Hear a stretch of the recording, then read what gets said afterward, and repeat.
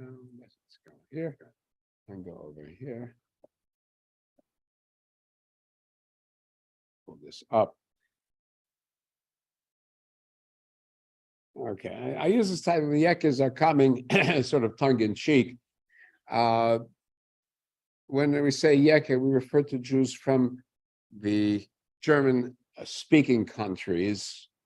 There was, at the beginning of the 1800s, there was no such thing as Germany. There was the end of the Holy Roman Empire, which collapsed with Napoleon. There were German states, Hesse, Bavaria, and the Great Prussia, which now would become Germany. But it was, and of course, then the Austro-Hungarian Empire. That's what would become the German realm, what we call Deutsche Kulturkreise, or the German cultural circle. So, Mitteleuropa, yeah, that includes also then Hungarians and Czechs and so on, right? In that, it's a kind of philosophical mentality. Okay. So now we come to the middle of the last century, the 19th century. Now we come to this community, which was greatly successful in assimilating, mastering Western culture, and settling here in America. Okay, now I say tongue-in-cheek Yekke. That's the nickname used in more modern times by common assumption from the German word for Jacke, meaning a jacket. And it was in distinction from the long coat of the Polish Jews, or this is a Hungarian, Bikeshe kapote. So when you were running around with a short jacket, you were one of these,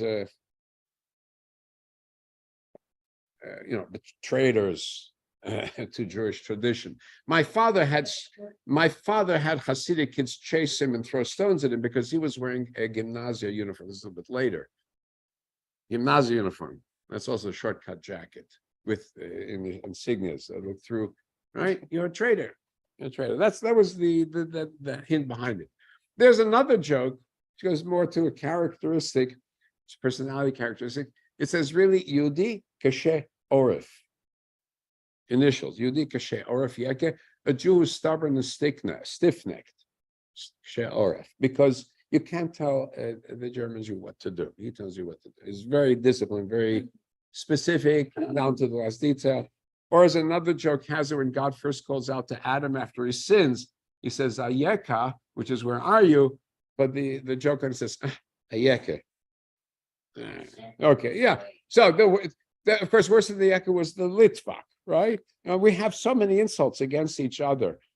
I once asked my father, why does Begin always wear a suit when nobody else in Israel wears a suit? And he's not a Yekke, he's not German, right? He's Polish. He says, no, the Poles, once they were upper class Poles, were worse than the German Jews. They wanted to show they were better. They wore the jackets. Okay. A Yekke, yeah. So, but when they wanted to be better, then you dress like, right. Okay, so anyway, these are the areas, Silesian, Germany, what's today Germany proper, Silesian, what was Western Poland, the Austro-Hungarian Empire that had taken over, well, Czechoslovakia, Slovakia, Hungary, then Western Ukraine, which was called Galicia in those days. Right. That's right. So, but as it was these are all Jews assimilating into this German culture. So it was a glorious page in American Jewish history. Within a generation of them coming in, they took their place in American society very quickly and even created an aristocracy of sorts. It was a source of a book called Our Crowd by Stephen Birmingham. It was many decades ago. So we had our Grand Dukes, Jewish Grand Dukes in business, Macy's, which was taken over by Strauss, Gimbel's, Abraham and Strauss, Levi's Jeans, Lehman Brothers, Kuhn and Loeb Company. In the arts, had the Guggenheims and Guggenheim Museum fame. In philanthropy, at Schiff's and Warburg's. Journalism, the Sulzberger and Ox family, which still control the Times, and the Pulitzers, and then our statesmen like Louis Brandeis, Herbert Lehman, and more. So, what are the origins? I go back from last week. American Jewry after independence, mostly Spanish and Portuguese origin, and those families by the middle of the 1800s had really taken their place high in American society. There was only a handful. There were 3,000 in 1776. By 1820, it only grown to 4,000. Suddenly, the American Jewish population jumped up in 1850, 50,000. By 1860, 150,000. That was the wave coming in from Central Europe, Mitteleuropa. So the question, why did they suddenly come here? Go back to the French Revolution and the Napoleonic Wars and the new ideas of liberté, égalité, fraternity, liberty, equality, fraternity. And it caught on with Jews because we didn't have not liberty, not equality, not fraternity. We liked the idea. And especially in those areas that had been under Napoleon's rule, Germany, Austria, France, Italy. And those rights that were given under Napoleon were soon taken back. Right? The rug was pulled out from under them by the counter-revolutions after Napoleon. Yeah, but they were big. It was, and the problem was Jews were caught also in the middle in the counter-revolutions as well. They were very often on the wrong side of the democratic forces. And so a lot of them left for the New World where they would be allowed to flourish. In general, we should keep in mind this from 1820 to 1920, it was the largest mass migration of Jews in history, where 1/2 of world Jewry moved to another place, not just Eastern Europe, but also Middle East and so on to Africa, Asia, South America, tremendous migration of Jews. And eventually that wave of migration would come to an end because the European governments began to restore general rights, turned more towards open societies. So already by 1850, Prussian Constitution gave rights back to Jews, civil rights. 1871 with the new German Empire. Now you have a Germany. Jews were given rights, it was extended. And the Austrian Empire gave rights. And so it was no longer so difficult. The German Jews would eventually be taken over by the Russian and Polish Jews after 1881. But by then, they'd already taken their place here. So how were these Jewish immigrants received by their brothers, the Sephardic grandees who had preceded them? By now, the Sephardim were the successful power people in America, and they looked down upon these German Jewish immigrants. Sephardim, we forget this. Today in modern Israel, because of things that happened, it was the Sephardim were looked down upon by the establishment, it was Ashkenazi. But 2 centuries ago, it was just the opposite. The Ashkenazic Jews were very poor and downtrodden, and the Sephardic Jews in general were in a much better situation. Things flip. So here they see these poor, right? Things flip. They're poor. They look underfed. They came over in steerage class. They didn't speak English. If they spoke, they had heavy German accents, relatively less education. They were aggressive. Jews are aggressive, right? And especially when we're wealthy, we think the others are aggressive. Uncultivated. Worst of all, they were mostly peddlers, which in the American civilization was the lowest level occupation. By the way, in Europe also, a peddler, handler, the lowest level in society. Peddler. When you were a peddler, when you were selling, you were actually in a low level of society, lowest rank of society. If you were working in a factory, you were on a higher level of society than a peddler. It was very much looked down. So why did these immigrant groups that become successful because they take what nobody else will do and leverage it? You find a lot of Indian immigrants take over a 7-Eleven, right? You take a little cash, you start it, you build up. You do what nobody else does. Oh, here we go. We're going to see, right? So they were so embarrassed, the Sephardic Jews, they even closed the doors of the synagogues to membership for these newcomers. Till today in Argentina, the 2 separate cemeteries, the Sephardic and Ashkenazi, they won't let, it's changed now, but for a long time, you couldn't be buried in the wrong one. You didn't switch over. Okay. So even as the German Jews also were moving up, then they would still be split into the better class compared to the vulgar class. Refined Hebrew ladies, as opposed to Jews, right? Jew was an insult. Hebrew was or Mosaic persuasion, the terms. So how did these new Jews start out? So here we go. Here is a peddler. Boxes, something to hold the shoulder, walks from door to door. So it's from a Hasidim at New York University. There's this article, or just excerpt something. Most of the men among the immigrants opted for the on-road peddling as their startup occupation. If you did not peddle, then you owned a shop, You got to the warehouse or the goods that the peddlers sold. And the near universality of the decision of so many German Jewish immigrants to begin their lives in America as peddlers shaped much of the subsequent lives of the families and communities they built. So what was the life like? They operated on a weekly cycle, left their base on Sunday or Monday, depending how far they had to go. And each one had his routes. They cooperated between them. They didn't cross territories. They peddled all week, then Friday headed back to the town from which they'd gotten their goods, rested on Shabbat. Then, depending on the geography, Sunday also they may have been able to rest. Then Saturday, right after sundown, Shabbat was over, the peddlers came to the shopkeepers, other creditors whom they owed money, paid up with the money they made during the week, bought new merchandise, filled their bags, and were ready to go on the road again. So what did they buy? Very interesting. They did not buy the staples, wheat and meat, things like that. They bought the luxuries. What's quasi-luxury? Cheap luxuries. Needles, threads, lace, ribbons, mirrors, pictures, picture frames, watch, eyeglasses, simple things that were nice items that people liked, right? So you're building on things that you want, on desires, making things that you want as opposed to need. And they were commonly called the Yankee notions, right? Notion, older English usage, meaning odds and ends of goods that you like. So again, from the same author, how they do the business, they sold on the installment plan. So once they made a sale, intentionally, it was to their benefit. It wasn't being nice to extend the credit. It gave them a reason to go back to the same house. And after getting paid on the installment plan, what was owed, they opened the bag and said, by the way, I got this new item. And by the way, also here, it's late. Can I stay overnight here?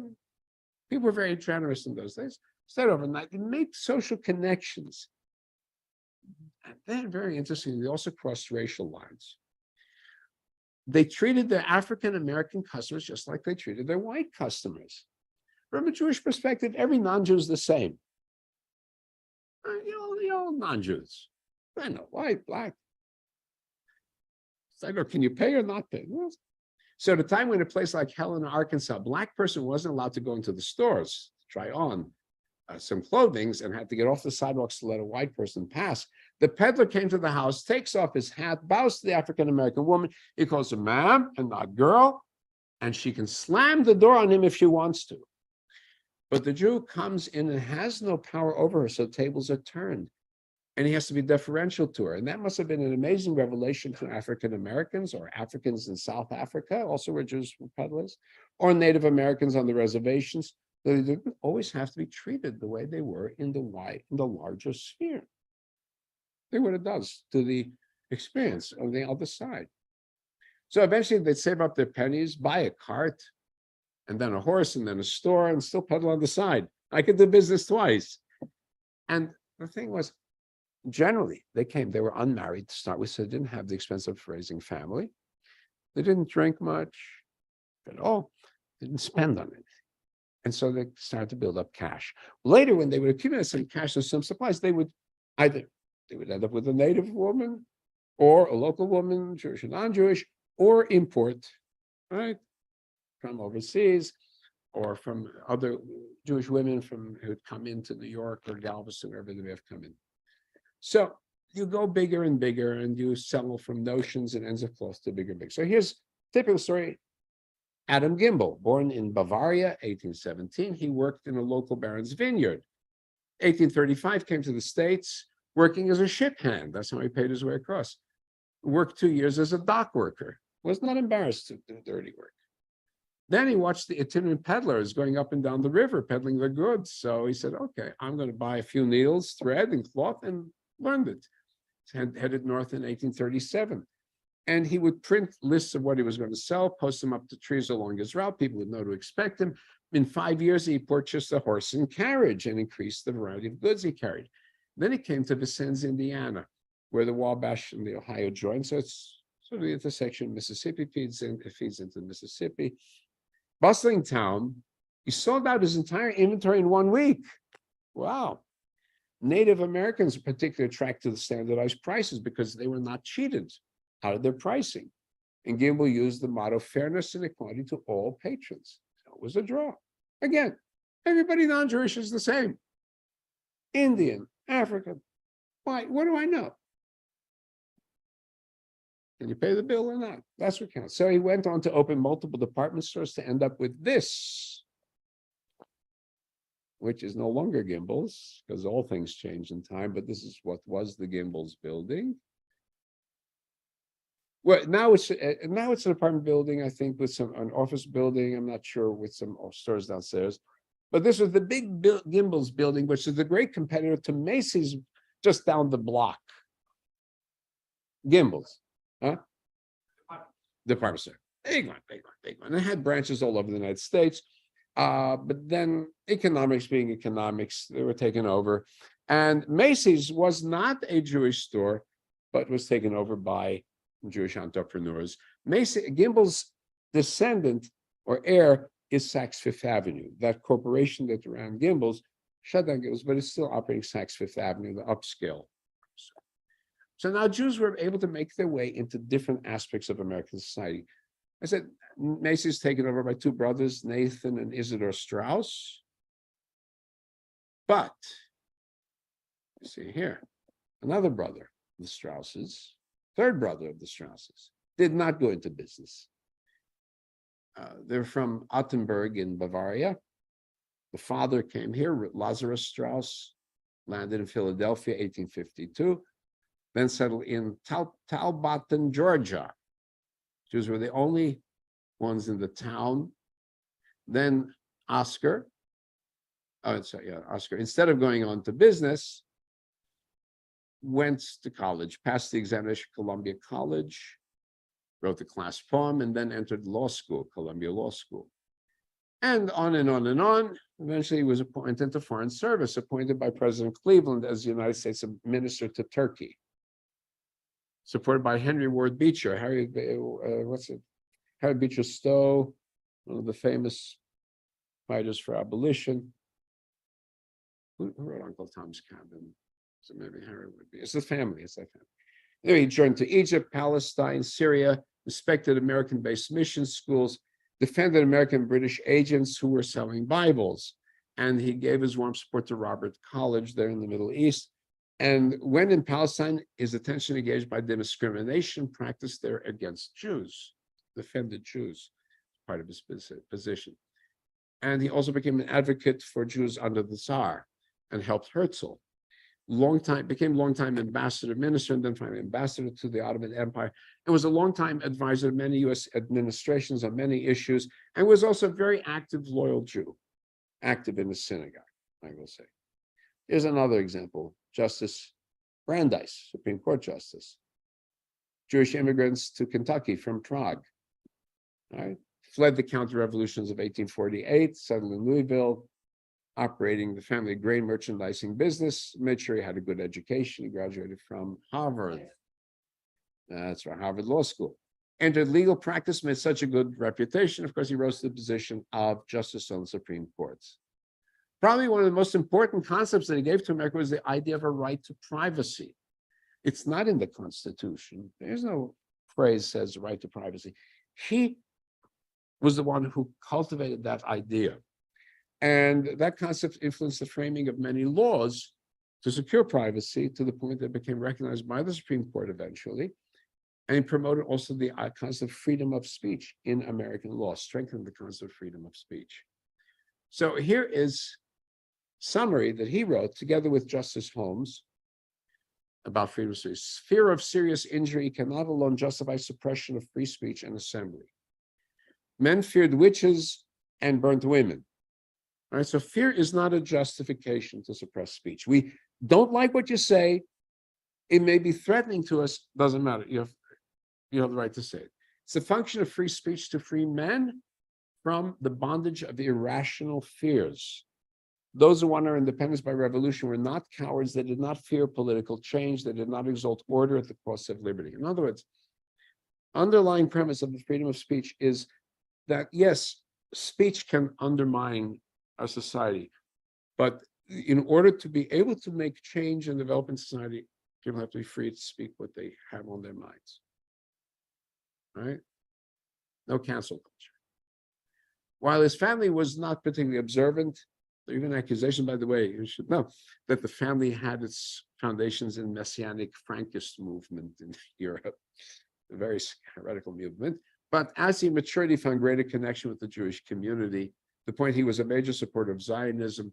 In his honor, we have Brandeis University, Brandeis Bardin Camp, which was very active here in Los Angeles in training a young Jewish leadership in Los Angeles. Journalism. Adolf Ochs. He was an office boy for a local paper in Knoxville, Tennessee. Then he worked as a clerk in a grocery store while going to night school in Rhode Island. Went back and forth. Went back to Knoxville to the south, worked at odd jobs at the local paper at age 19. Age 19, borrowed $250 from the family, which was a lot of money at that time, to buy controlling interest in the Chattanooga Times. Chattanooga, Tennessee, very important city in Tennessee, so that's a powerful paper. Little paper, a small town, but a very powerful town in its day. $250 was enough to buy the paper, controlling interest, and become its publisher from doing odd jobs in the paper. Continued to work with different papers, buying up papers and making some profit here and there. Then at the age of 38, borrowed money to buy New York Times, which was failing at that time, for $75,000. Again, that's not chump change. He was able to convince people that he could do it at 38. And so here we have the massive, this is from the opening of World War I, Austria formally declared. And of course, the big point, its slogan, I'm going to enlarge this, everybody should see. In the top corner, all the news that's fit to print. What was its claim to fame? We give you the whole news. There are great fights now going on inside the New York Times, fights inside the administration, the ownership, and so on, and the journalism staff. And the New York Times is still now managed to succeed in staying alive despite the high tech and the streaming of news and free news and cheap news. They successfully entered into the digital age. That's their claim to fame. Let me see what happened here. It's still in the family. Still, it's a Salzburger. Let me get pictures. Oh, there we go. Okay. Let me make it larger for us all. There were problems. Yeah, they had their problems. Let me see if I get this. Yeah, they had their problems, but my screen is frozen. Okay. Anyway, okay, what happened here? There we go. Okay, now, okay. What are you doing to me? That's it. Okay. So it was the Ochs and then the in-laws of the Ochses, the Salzburgers, and the family. AZ, I think it's AZ Salzburger, still the publisher. Very successful. Then there was finance, right? Where would Jews go to if not finance, right? We would presume that. All right, Jewish immigrant from Mainz and Hesse, Abraham Kuhn, comes to the U.S. in 1840, and his wife is Regina. She's the sister of his future business partner, Solomon Loeb. So he begins like a peddler, like so many, manufacturing men's clothing, dry goods business, and then he and his brother-in-law enter banking. By 1867, they opened a company, Kuhn, Loeb and Company, made it a major financial powerhouse, and then they brought in another family member, Schiff, and that became the second largest investment bank in the United States. Right? Now, as we came into the 2000s, a lot of things blew up, but tremendous impact on the American economy. Well, is it only business? Is that all that the German Jews did? No. It focused on creating let me make this a little bit larger. There we go.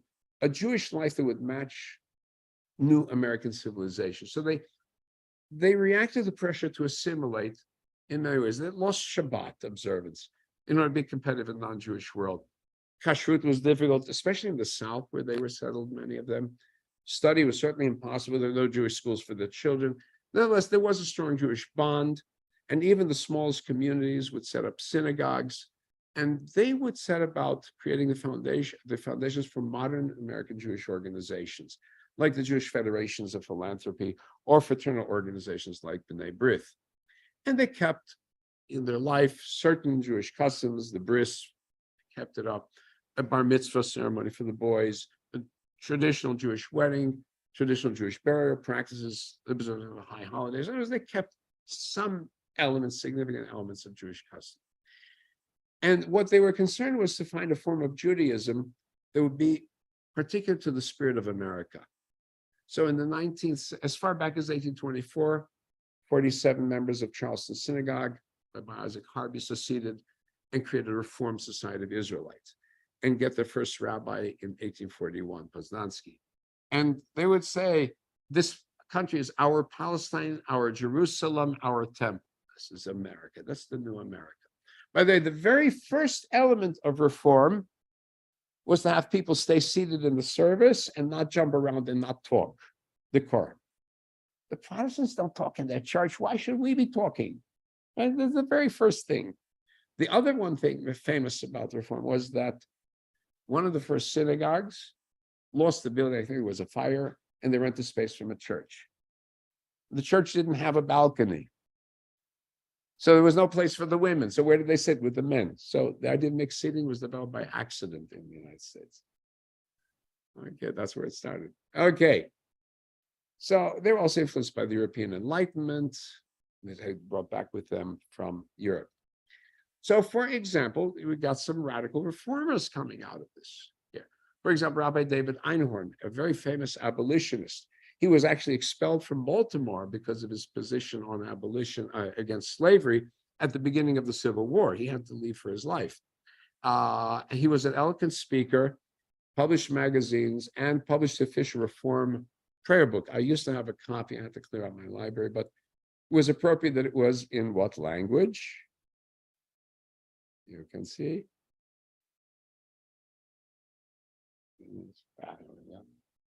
There we go.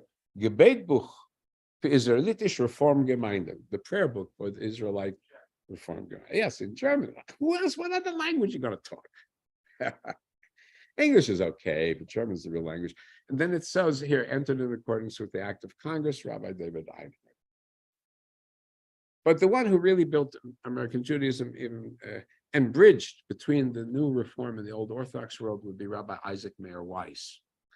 Scholar, writer, publisher, theologian, prolific author of 12 novels, 2 plays, 2 periodicals, 1 English, 1 German, active in creating civic institutions. Main concept, Minhag America, the American custom. There's a Polish custom, there's a Sephardic custom, there's an Ashkenaz custom, German custom, there's an American custom. Right? We are just as legitimate. It would become the union prayer book with the emphasis on the word union. It was very important for him, this word union. So we have many, many streams. We want to unite them. So he created the Union of American Hebrew Congregations. Again, the word union. We've got traditionalists. We've got extreme liberals. We want to bring together. And he created the Hebrew Union College, and he ended up putting it in Cincinnati. Why Cincinnati? Because that's where the West was going. America was going west. He wanted to be out west with the new American civilization. I think they're shutting it down now. They're moving back to New York. Okay. It was a great concept until the opening banquet when somebody brought tray food and served it at the banquet. At which point, the traditionalists walked out. That was the end of the union. The reform became reform, and the traditions became conservative. That's how it started, because of somebody's mistake in the banquet. So the new conservative approach was reflecting what was happening in Europe as well, where we're applying critical scientific scholarship to modifying Jewish practices without abandoning it. And the first people in it actually tend to be Sephardic Jews because they're more in line with that kind of thinking, like Sabato Morais, the first president of the Jewish Theological Seminary. That would be the first conservative institution. So you have the Hebrew Union College and the Jewish Theological Seminary. And they would bring scholars trained in Wissenschaft, the academic approach to Judaism. Benjamin Sold, Marcus Jastrow, Alexander Cohen.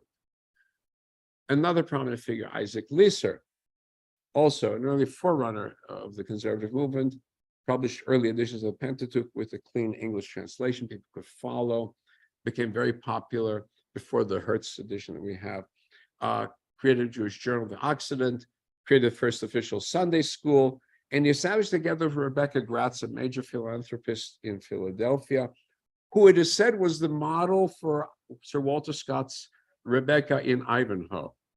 She's the model. Further development of American Judaism then would be taken over by the next wave of Jews, this one from East Europe, and they would swallow up all of the institutions that had come before. And the dirt of the dirt become the dominant force in American culture and civilization as we move into the 20th and the 21st century. That's the next phase. So that'll be for 4th of July. Okay. Took over the institution. Yeah. Took over these institutions. Yeah. But now gave it what was a German Enlightenment type, and heavily Eastern European in its style and flavor. A Yiddish flavor. Germans didn't do the Yiddish. They stopped it. Okay, so that's our thoughts for the day. Okay, we're going to stop share. And we're going to close out to everybody, leave the meeting, everybody. Okay, and my youngsters, my young guys, I need you to turn off the Zooming service. The feed. Okay, so to everybody, Shabbat Shalom is going to have Kiddush. Okay, Shabbat Shalom.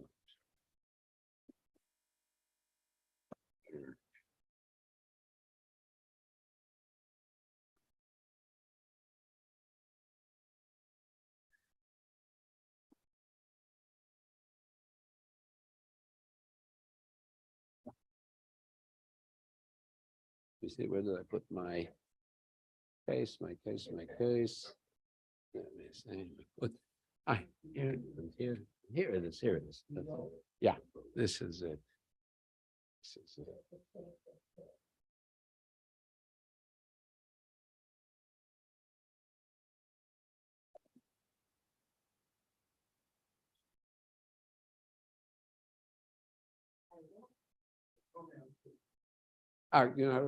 It's end the share. It's the streaming. Okay. You find it?